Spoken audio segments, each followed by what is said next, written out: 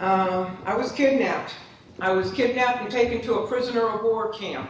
I stand above this court. I stand above this for-profit corporation. And I've studied this. Why? Because you could not get through the 2020 election and not know that there's something seriously wrong with this country. Do you know what it's like for a 73-year-old woman to have to stand there and take her underwear off and stand in front of somebody else?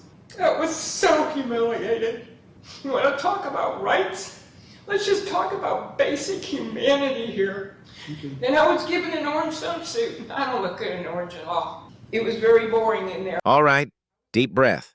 What you're about to hear is a 73-year-old defendant who walks into court and declares, without blinking, that she was kidnapped, taken to a prisoner of war camp, and that she stands above this court. From the first sentence, you can feel it. This isn't going to be a normal hearing. It's a monologue, part grievance, part sermon, part internet law seminar, delivered with absolute conviction. She starts with the jail story, the orange jumpsuit, the strip search, the cold, the noise, the board. We called a case of 22-239. Margaret Bruno, is it Lucia? This is who you're calling right here, Your Honor. Yeah. Just so we're clear, I'm representing the, authorized representative for the legal fiction. And I cannot cross the bar if you, I can't cross the bar, you know that. It's all about I can hear you. jurisdiction. Can you hear me okay? I can, yeah. All right. It's not as sophisticated as my hearing aids, but I can hear you this time. All right. All right, I just want to be clear that when I was here for the arraignment, first off, I never had a first appearance.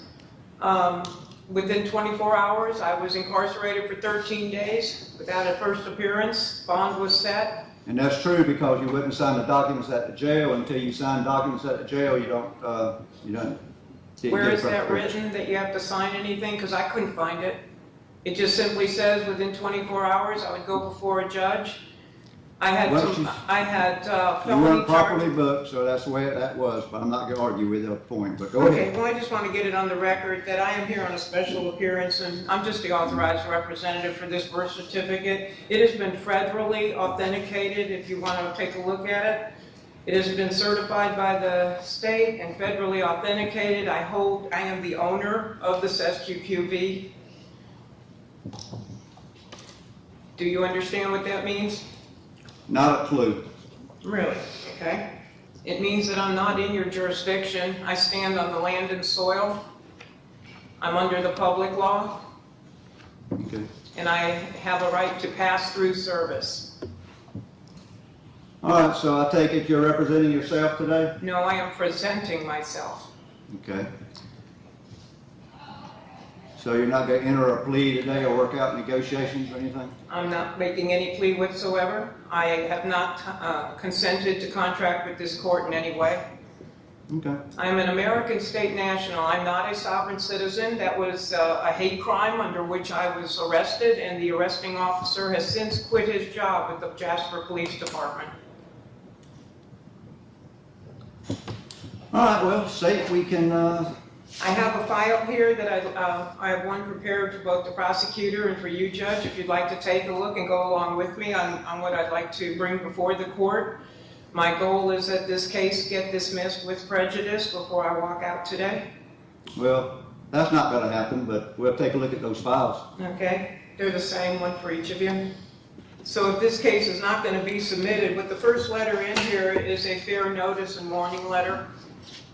And it speaks to what the issues are here. First off, it was a false arrest because I do have a right to charge. And look, jail is not meant to be comfortable. Nobody is pretending otherwise. But she frames every discomfort as proof that the system is illegitimate, like bad coffee voids jurisdiction.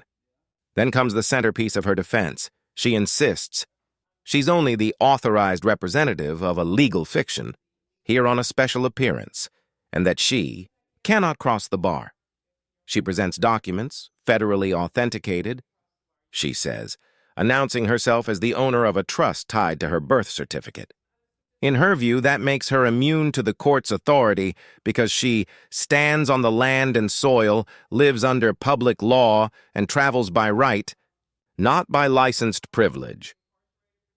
No, and then also there is no contract. The application for a driver's license does not tell anybody that you are trading a God-given right for a privilege.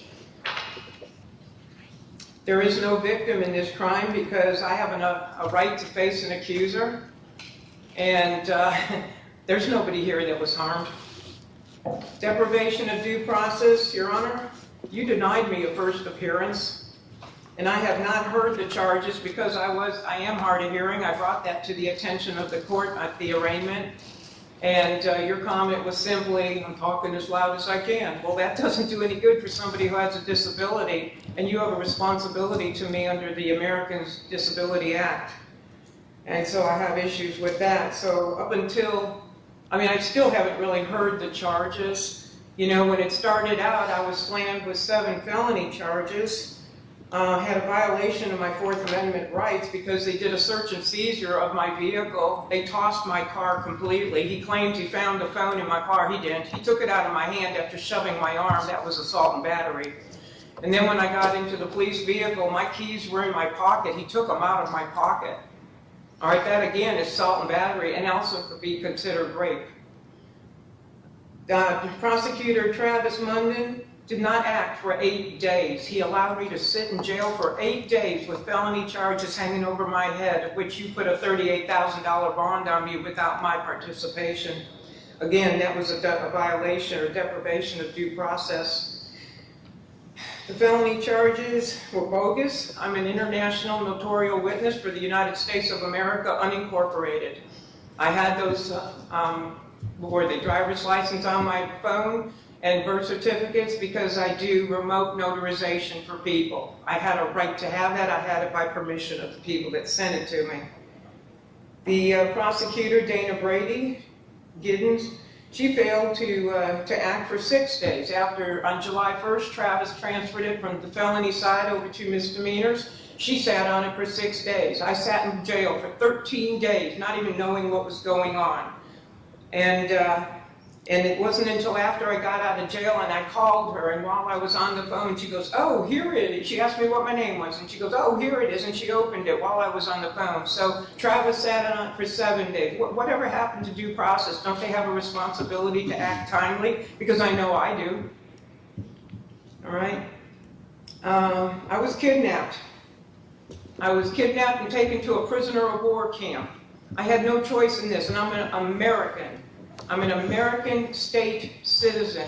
I stand above this court. I stand above this for-profit corporation. First time that I saw you, sir, was 44 days after my arrest.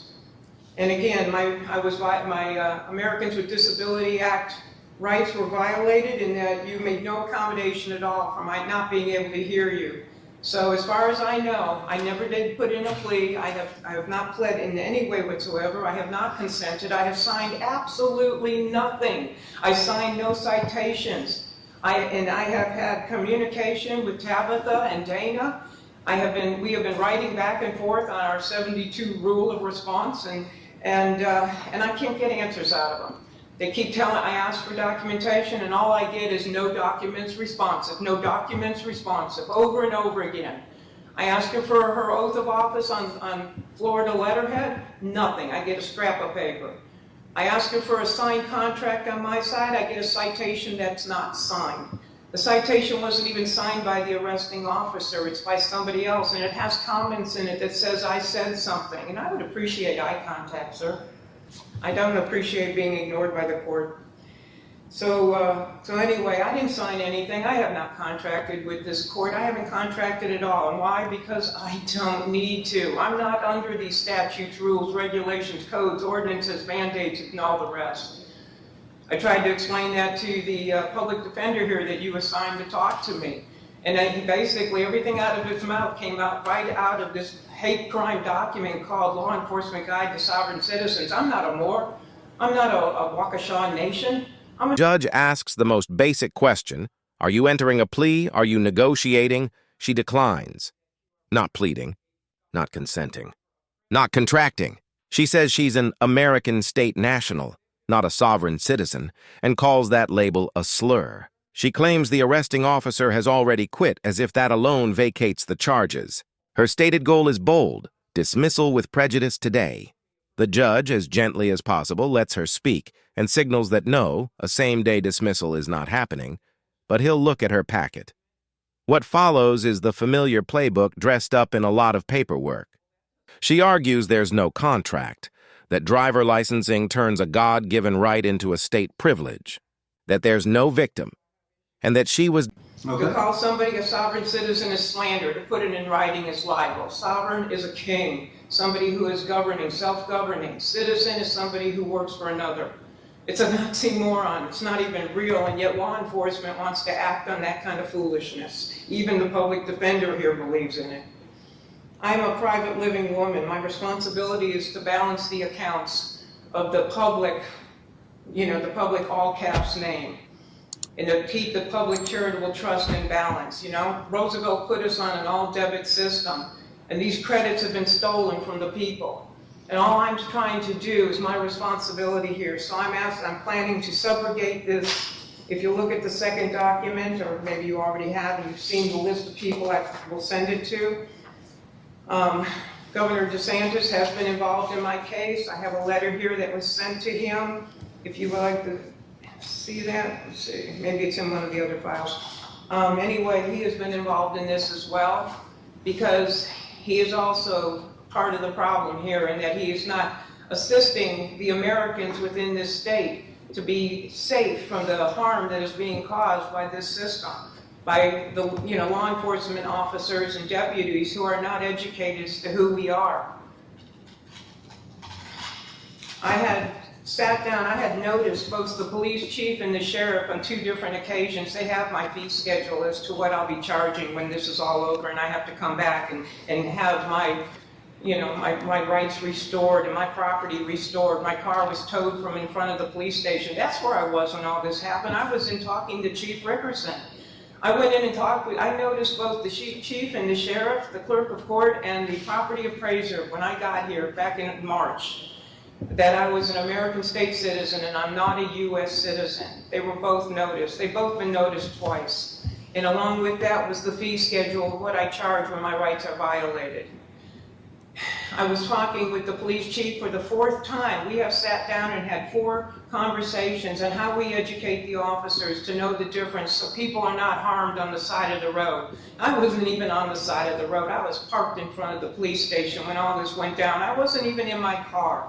This officer got in my face back in April, and he stood there. I was meeting with the police chief, Chief Rickerson. At that time, he was an interim police chief. And this officer barged into our discussion and got in my face and started spitting on me with his saliva. He was like this close to me, yelling at me, telling me, I'm a police officer for 25 years, and I've dealt with plenty of people like you. And he went on and on and on, okay? No, he hasn't dealt with anybody like me, because I know my rights. And I've studied this. Why? Because you could not get through the 2020 election and not know that there's something seriously wrong with this country. And I have seen this coming for many, many years. I studied it with my husband. My husband passed back in 2010. In July of 2016, I read an article that the Pope had relinquished our Social Security accounts to the U.S. Treasury, and I knew something had changed, something was up, and I went looking. And when I went looking, I found at least 20 organizations trying to help people come out of slavery, come out of this U.S. citizen slavery. You're a slave to the British Crown, which is the administrative arm, to the Pope, which is the financial arm, and to Washington, D.C., the District of Columbia, which is the military arm of the one world government. Well, I don't go with that, because I serve a king. I serve the Almighty King. That is who I am. I am a child of the King. I'm not a U.S. citizen. I'm a child of the King, and I have rights that were given to me, sovereign rights given to me by my Creator. And I live by the Bible. I don't live by any kind of religion, sir. I read the Bible cover to cover, and I do what it says. And when it says that there are 2 commandments in the New Testament that Jesus, or Yeshua, I prefer to call him by his Hebrew name, The 2 commandments, to love God above all things and to love your neighbor as yourself, I live by that. But that's a summary of the 10 commandments that are in the Old Testament, Exodus 20. And the first 5 commandments are how you love your Creator. And the second 5 commandments is how you love your neighbor. And I live by that, sir. And this officer had to break several of those commandments to put me into this system. He had to lie, and he had to steal my property. And if this is the system that this government or this for-profit corporation is trying to force on the people, then you guys should all be ashamed. Denied due process because she wouldn't sign jail documents. She says she couldn't hear well at arraignment, cites the ADA, and then unloads a list of alleged wrongs: an unlawful search, her phone taken from her hand, keys taken from her pocket, accusations of assault. Then she escalates the language further. She's not just wronged, she's kidnapped. She's not just charged, she's a prisoner of war. And over all of it, the refrain, I have not consented, I have not contracted. I stand above this for-profit corporation. Here's the hard truth, delivered with respect for anyone's sincere beliefs. None of that creates a force field around you in a courtroom. Paperwork can't turn a criminal case into a private accounting dispute. Special appearance isn't a magic word that dissolves. I am asking, I'm not asking, I am demanding. See, a sovereign does not motion the court. A sovereign demands. I am demanding that this case be dismissed with prejudice, because I'm going down for the count. I'll take whatever punishment you give me. And I think my 13 days in jail without signing anything, just for comfort, should give you an idea of the fact that I finish what I start. I went into that jail, Your Honor, I was quite a surprise. I wasn't prepared for it. If it hadn't been that I took a couple in who were homeless, I probably would have ended up going home to a dead dog in a house full of crap. But that gentleman, the people that I took in who were homeless, called my girlfriend and said she didn't come home last night. Well, my girlfriend knew that I was on my way to the post office in Live Oak, and she knew I was going to stop by and talk to the sheriff. So first call she made was to the Suwannee County Jail. Second call was to the Hamilton County Jail, and she found me. I was sitting in jail. I've never been in trouble with the law before. Do you know what it's like for a 73-year-old woman to have to stand there and take her underwear off and stand in front of somebody else? That was so humiliating. You want to talk about rights? Let's just talk about basic humanity here. Okay. And I was given an orange swimsuit. I don't look good in orange at all. I have to bring some humor so I can stop crying. I wore that jumpsuit in my underwear for 13 straight days because I wouldn't sign your paperwork, because I would not come in contact with this corporation, this for-profit corporation. You're not a government, let's be honest. Because I wouldn't come in contact with you, I suffered extremely. I was 3 days in a row, I asked for a sweatshirt. I was freezing. You got a swamp cooler in that jail. It's loud and it's cold. And every guard was wearing a jacket, and every inmate had a sweatshirt except for me. 3 days I asked for a sweatshirt. On the 4th day, when I asked, the guard said, "You don't sign out paperwork, you don't get nothing." Yeah, that's real sweet. There's a camera right above the toilet. Yeah, that's real sweet. You're sleeping on a steel bed. When I went and signed their paperwork, they gave me a mattress where the fabric was touching fabric. I have a 9-inch spread, thumb to little finger, and I can tell you that the padding of that mattress lay within a lump, 12 inches by 30 inches. The very first day in holding, I had a bruise on my tailbone from sitting on a steel bed. You know, I'm used to a mattress, and I have a memory foam topper on top of it. I like it sweet. I went without drinking water for 13 days. I drink on average almost a gallon a day. My dog and I consume a gallon a day. You get coffee in the morning, you get Kool-Aid for lunch and dinner, and you get absolutely no water. And the only water coming out of the faucet in the bathroom is hot water. Okay, this is inhumane. I was tortured for my faith. Why would I say that? Because according to Revelation 18:4, it says, "Come out of her, my people. I am one of his people." And that Revelation 18 is all about Babylon. And yes, I did the paperwork to come out of this Babylonian system. Matthew 6:24 says, "I can't serve two masters." Well, who gets the taxes? Who gets the first tithe? The government grabs it right out of your paycheck. You don't have a choice. Steals it right from God. We don't get to give God our first fruits. I don't know what your faith is, but that's my faith. Involves jurisdiction. And you don't get to decline the rules of the road while still driving on the road. That's not how any of this works, no matter how many stamps or seals are on the pages. But she is not finished.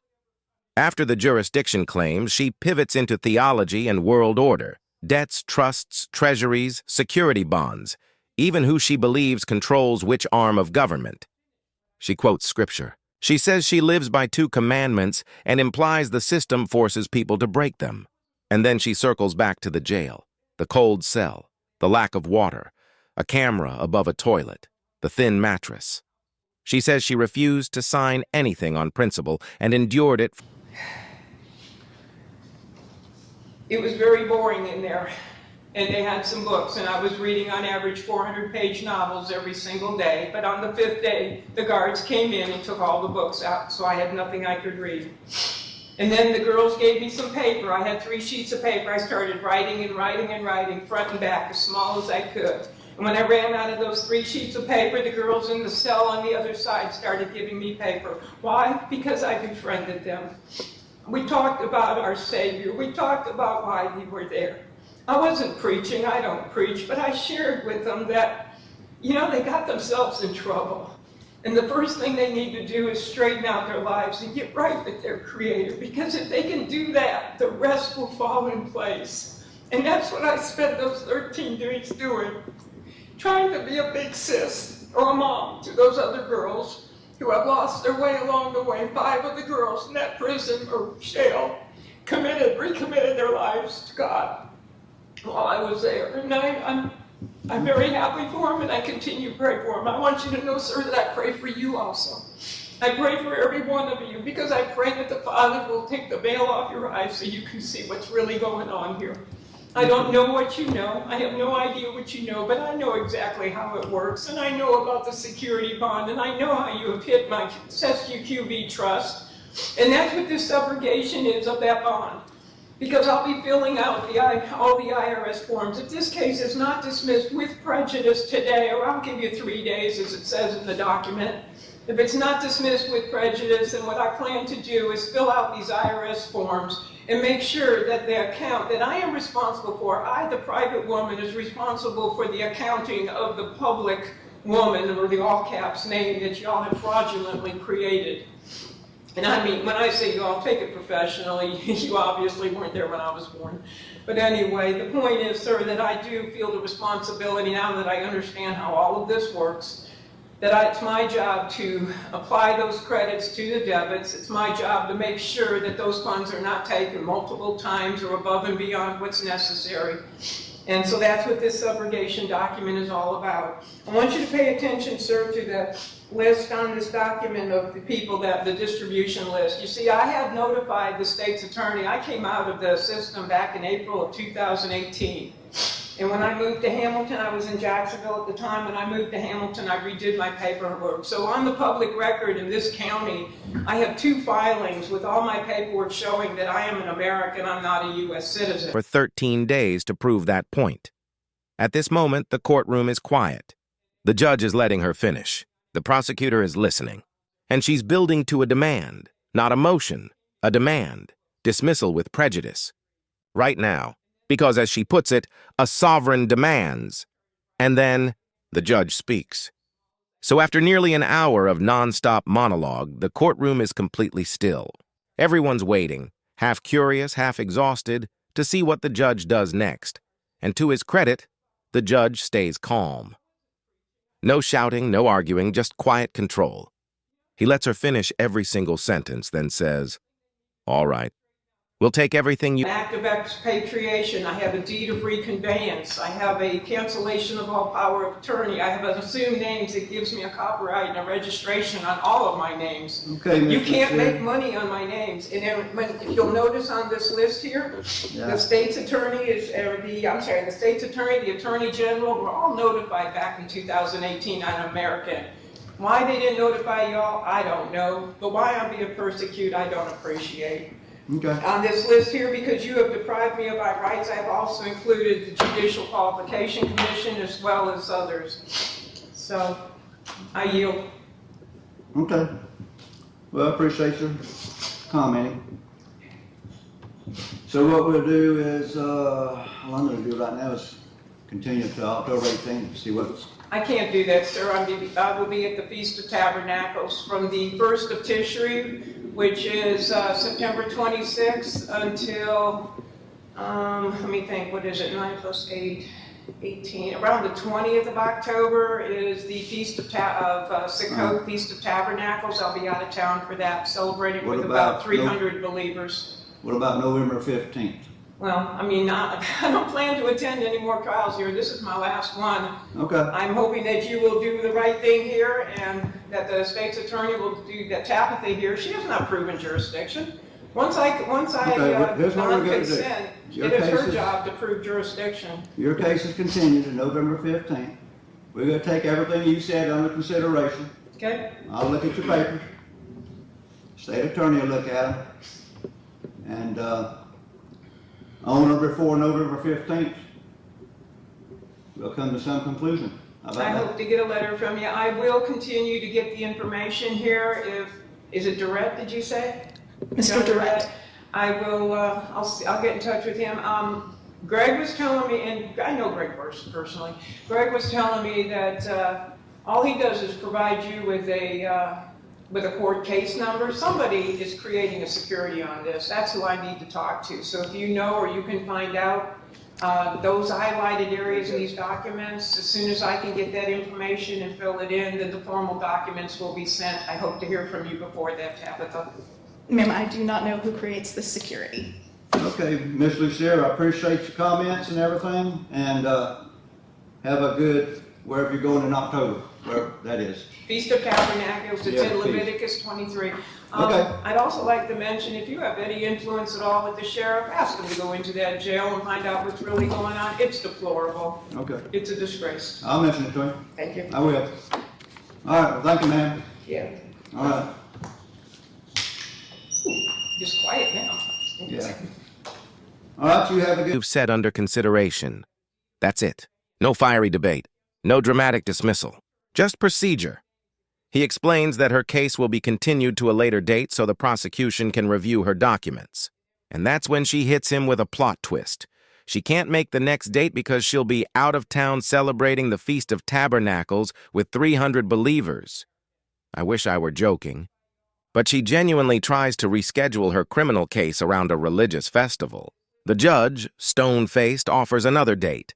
She declines again, saying she doesn't plan to attend any more trials at all. This, she says, is my last one.